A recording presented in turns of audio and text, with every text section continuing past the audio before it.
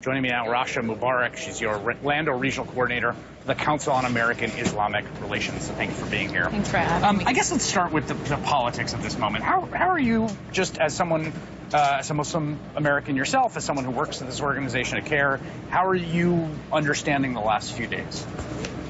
I don't even know if I am understanding what's been happening. I mean, the last 48 hours or so, it's been an outer-body experience.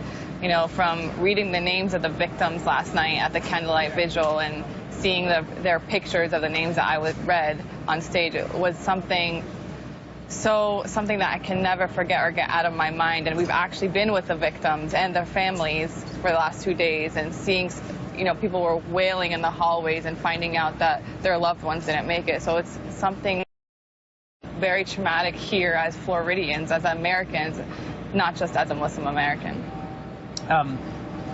Are you heartened at all that both in this community, the sort of sense of unity of purpose seems very profound?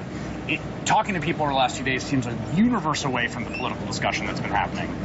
Are you heartened by polling today showing that maybe that's sort of where the American electorate in general is at this moment? Right, it's absolutely, because the LGBT community and the Muslim community here, we have such a strong connection. We've been part of a movement family for years.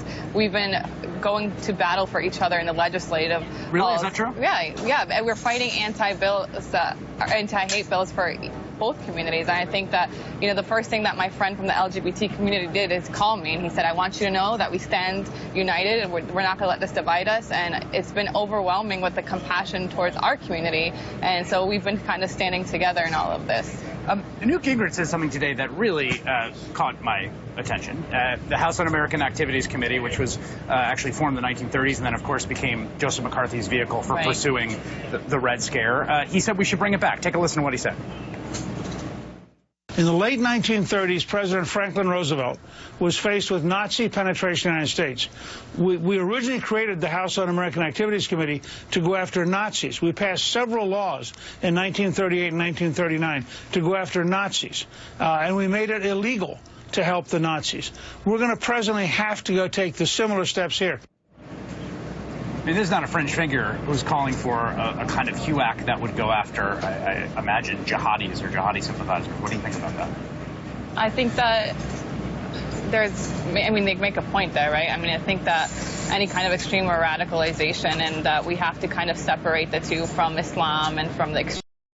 And I think that here on the ground locally, I think that a lot of people are doing that. You can see the compassion, and you can see that there is no sense of any kind of hate here in the community. And as far as like sympathizing, in the Muslim community, they're not thinking about, you know, the backlash so much as they're thinking about the actually being there for the community. So it's not exactly on the back of our minds as far as like the backlash and the fear.